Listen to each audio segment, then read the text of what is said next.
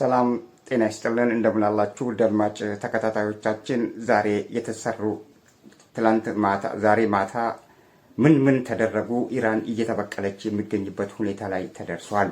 ኢራን በርካታ የመካከለኛው ምስራቅ አካባቢ የሚገኙትን አገሮች እየደበደበች ትገኛለች። በሌላ በኩል እስራኤልም ቤሩትን እየደበደበች ነው፣ ሊባኖንን እየደበደበች ነው። ሂዝቦላ ደግሞ ሌላ መልስ ይሰጣል ተብሎ ይጠበቃል። አሁን የደረሱን መረጃዎች አሉ፣ እነዛንም እነግራችኋለን። በአሜሪካ ኤምባሲ ላይ የተደረገ የመጀመሪያው በሳውዲ አረቢያ ላይ ኢራን ያስወነጨፈችው ሚሳኤል የሳውዲ አረቢያ በሚገኘው የአሜሪካ ቆንስላ ጽሕፈት ቤት ላይ አርፈዋል። በዛ በአሜሪካ ቆንስላ ጽሕፈት ቤት ላይ ካረፈ በኋላ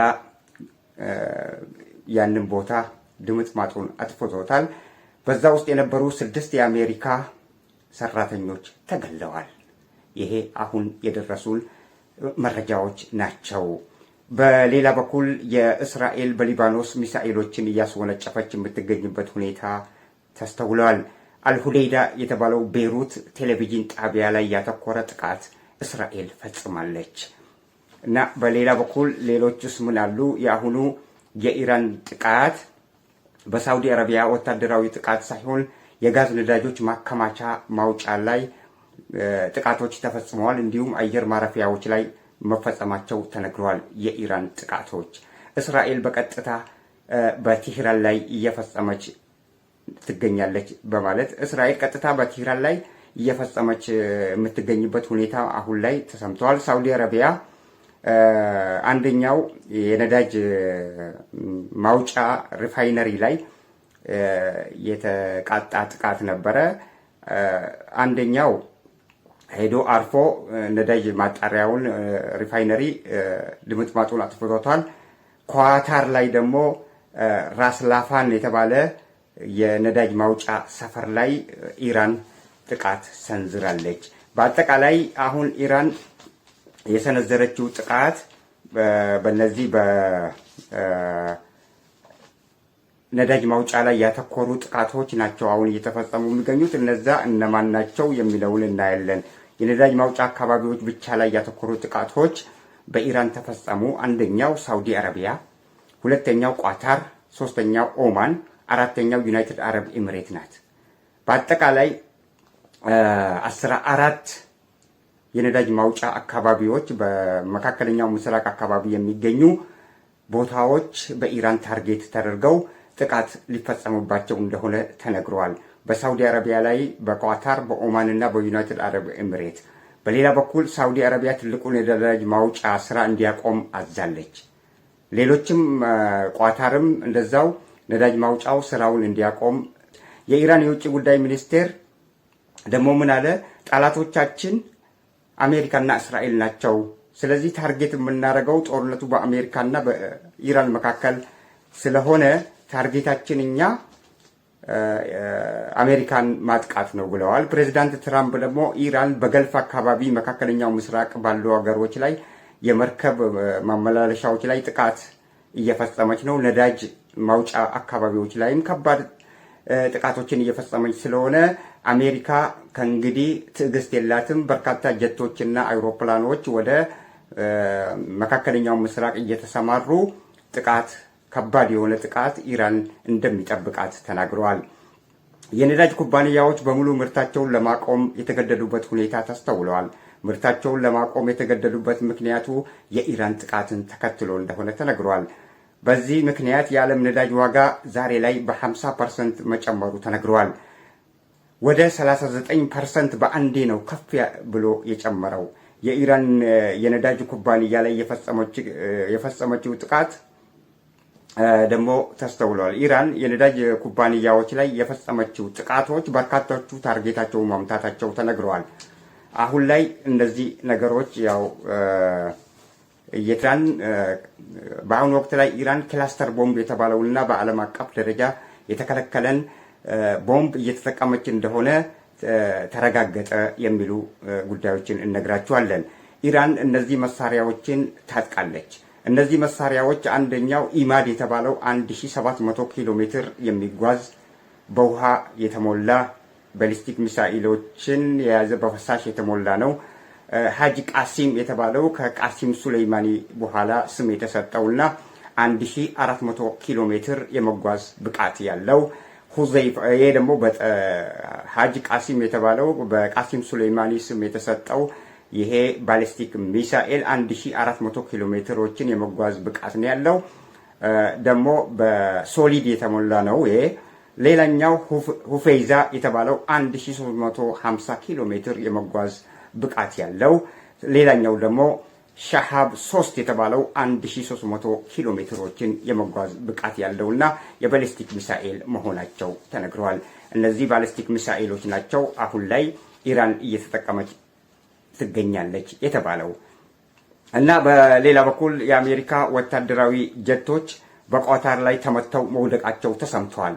የአሜሪካ ወታደሮች 3 የአሜሪካ ወታደራዊ ጀቶች ቋታር ላይ ሲበሩ በነበረበት ወቅት ላይ የኢራን ጥቃት እዛ ቋታር ላይ ባስወነጨፉት ሚሳኤል 3ቱም ሲወርዱ ወለታች ሲወርዱ ተስተውለዋል። የቋታር አየር ማረፊያ ማታ ተመቷል። 6 ሰዎች መሞታቸው ተነግረዋል። በሌላ በኩል መሐመድ ሱሌይማን የሳውዲ አረቢያ መሪ ምን አሉ? በፍጥነት ጥቃቱ እንዲደረግ ለትራምፕ ኢራን በደንብ እንድትመታ የሚል ማስጠንቀቂያ አስተላልፈዋል። በደንብ እንድትመታ ቶሎ ብለው በፍጥነት እንዲያደርጉ ስትል ጠይቃለች። በሳውዲ አረቢያ ሪያድ የአሜሪካ ኤምባሲ ጥቃት አስተናግዶ 6 የአሜሪካ ዜጎች መገደላቸው ተነግረዋል። በሌላ በኩል በኩዌት፣ በኦማን፣ በዩናይትድ አረብ ኤሚሬት ላይ ቀጥተኛ የሆነ ጥቃቶች ተፈጽመዋል። ገልፍ አካባቢ መካከለኛው ምስራቅ አካባቢ የሚገኙትን ኢራን እያጠቃች ያለችው የአሜሪካን የወታደራዊ ይዞታዎች ሳይሆን በቀጥታ እያጠቃች ያለችው የነዳጅ ማውጫዎችንና አየር ማረፊያዎችን እንደሆነ ተዘግበዋል። ኢራን በአሁኑ ወቅት ላይ ነፍሷን እየተፍጨረጨረች የምትገኝበት ሁኔታ ነው ያለው። በሌላ በኩል እስራኤል ደግሞ ጥቃት እየፈጸመች ነው። በቴህራን አካባቢዎች ላይ በርካታ ጥቃቶችን አሁን ላይ እየፈጸመች የምትገኝበት ሁኔታ ተሰምተዋል። ውድ አድማጭ ተከታታዮቻችን፣ ሌላ ደግሞ ምንድነው ዛሬ ማታ እየተሰሩ የሚገኙት በርካታ ጥቃቶች በኢራን ታርጌት የተደረጉ 14 ይዞታዎች ሊደበደቡ እንደሆነ ነው እየተነገረም የሚገኘው። እና ውድ አድማጭ ተከታታዮቻችን በአሁኑ ወቅት ላይ ምንድነው እየተደረገ ያለው? ኢራን ምን እያደረገች ነው ለሚለው በመጀመሪያ ኢራን ጥቃቱን እፈጽማለሁ ብላ ያሰበችውና ስታደርገውም የነበረው በአሜሪካ ወታደራዊ ይዞታዎች ላይ ቋታር፣ ዱባይ የሚገኙ ሳውዲ አረቢያ የሚገኙ እንዲሁም ኦማን ላይ ያሉ የአሜሪካ ወታደራዊ ቁልፍ የሆኑ ቦታዎችን ለመደብደብ ነው ሀሳብ የነበራት። አሁን ላይ ግን በርካታ የነዳጅ ማውጫ ሪፋይነሪዎችን እየደበደበች የምትገኝበት ሁኔታ ነው ያለው። ለዚህ ነው ሁሉም የነዳጅ ማውጫዎች አሁን ላይ ስራቸውን እንዲያቆሙ በሀገሪቱ መንግስት የተደነገጉትና ስራቸውን እንዲያቆሙ የተገደዱበት ሁኔታ ተሰምቷል። ለዚህ ይመስላል የነዳጅ ዋጋ በዓለም ላይ በ50% በአንዴ 39% በአንዴ ከፍ ብሎ መጨመሩ እየተነገረ የሚገኘው። እና ውድ አድማጭ ተከታታዮቻችን የነዳጅ ኩባንያዎች ደግሞ የግድ ምርታቸውን ማቆም ስላለባቸው ምርታቸውን እንዲያቆሙ ተደርጓል። በሌላ በኩል እስራኤል የፈጸመችው ጥቃትን እነግራችኋለን። እስራኤል ወደ ቤሩት ዋና ከተማ የሊባኖስ ዋና ከተማ ትላንት ማታም ስትደበድብ ነበር። ዛሬም ድብደባ አካሂዳለች። የእስራኤል ጥቃት አልዳህያ የተባሉት የቴሌቪዥን ጣቢያ ላይ መሆኑ ተነግሯል። ቴሌቪዥን ጣቢያው በጣም እንደወደመ ነው የተናገሩት። እና ከእስራኤል ጥቃት በኋላ ደግሞ ህዝቦላ ጥቃቱን ይፈጽማል ተብሎ አሁን ላይ እየተጠበቀ የሚገኝበት ሁኔታ ነው ያለው። ህዝቦላ ለጥቃቱ ምላሽ እንደሚሰጥ ከወዲሁ እየተናገረና እየዛተ ይገኛል። እስራኤል በሌላ በኩል የህዝቦላ ዋና መሪዎችን መግደሏን ተናገረች። በርካታ መሪዎች እንደተገደሉባት ከዚህ ቀደምም ስትናገር የነበረበት ሁኔታ ነው የተስተዋለው። በኢራንም እንደዛው በርካታ የኢራን ጀነራሎች እንደተገደሉ የአሜሪካው ፕሬዚዳንት ዶናልድ ትራምፕ ተናግረዋል።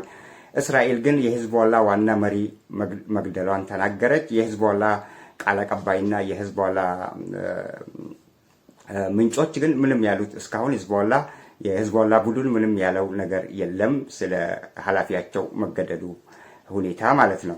በሌላ በኩል ኢራን ኢላማ ያደረገቻቸው በርካታ ይዞታዎች እንዳሉ ነግረናቸዋል። 14 ከ14ቱ ሳውዲ አረቢያ፣ ቋታር፣ ኦማን እና ዩናይትድ አረብ ኤምሬት ውስጥ የሚገኙና ሌሎች የገልፍ በመካከለኛው ምስራቅ አካባቢ የሚገኙ አገሮችን ለመደብደብ ሀሳብና እቅድ እንዳላት ተነግሯል። በኩዌት፣ በኦማን እና በዩናይትድ አረብ ኤምሬት የጋዝ ማመንጫ ሪፋይነሪዎች ወድመዋል። ነዳጅ ማውጫ ኳታር ራስ ላፋን በተባለ ቦታ ላይ መሆኑ ተነግረዋል።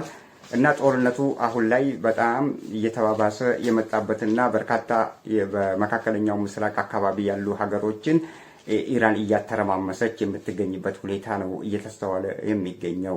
በሌላ በኩል አሜሪካው ፕሬዝዳንት ደግሞ በጣም እየዛቱና ኢራን በደንብ መደብደብ አለባት ተብሎ በርካታ የጦር ጀቶች ወደ መካከለኛው ምስራቅ እንዲጓጓዙ አዘዋል። እስካሁን ድረስ ይሄ ነገር ሁሉ ሲደረግ ከዚህ ቀደም አሜሪካ እግረኛ ጦሯን ስታሳትፍና ኢራቅንም ስትደበድብ በእንደዚህ አይነት ሁኔታ ነበር። አሁን ግን የአሜሪካ ወታደሮች እግረኞች እስካሁን ድረስ ውጊያውን እንዳልተቀላቀሉ እየተነገረ ይገኛል። በምን አይነት ሁኔታ ነው አሁን ኢራን እግረኛ የአሜሪካ ወታደር እግረኛ የሚሳተፍ ከሆነ በየትኛው ብቃቷ ልትከላከል ትችላለች የሚለው አነጋጋሪ ጉዳይ ሆኗል። ምክንያቱም እስካሁን ድረስ የኢራንን የወታደራዊ የእግረኛ ብቃት የፈተሸ አንድም ኃይል ስለሌለ ምናልባት ተቋቁመው ጦርነቱን መከላከል ይችላሉ ወይ ለሚለው አብረን የምናይ ይሆናል። ግን አሜሪካ እስካሁን ድረስ አላሳተፈችም። አሁን ለማሳተፍ ሀሳብ እንዳላት እየተነገረ ነው ያለው። እግረኛ ለዚህ ጦርነት እንደሚቀላቀል ማርክ ሮቢዮ በሌላ በኩል 6 የአሜሪካ ወታደሮች መገደላቸውን ከተናገሩ በኋላ ከባድ ጥቃት እንደሚጠብቃት ዝተዋል እና በእንደዚህ አይነት ሁኔታ ነው ያለው። በኳታር አየር ማረፊያ መሐመድ ሰልማን በኳታር አየር ማረፊያ ላይ ጥቃት ደርሷል። በሳውዲ አረቢያ ደግሞ ሌላ የኤምባሲ ጥቃት ደርሷል። በኤምባሲ ላይ ጥቃት ከደረሰ በኋላ ሁለተኛው ደግሞ በአየር ማረፊያ አካባቢ ላይ ጥቃት ይደረጋል ተብሎ ይጠበቃል።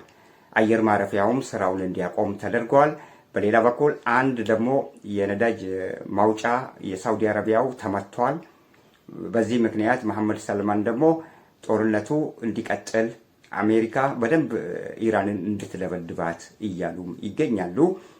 በእነዚህ አይነት ሁኔታ ነው እንግዲህ አሁን ላይ እየቀጠሉ ያሉት ጦርነቶችን በተመለከተ እነዚህን ይዘንላችኋል።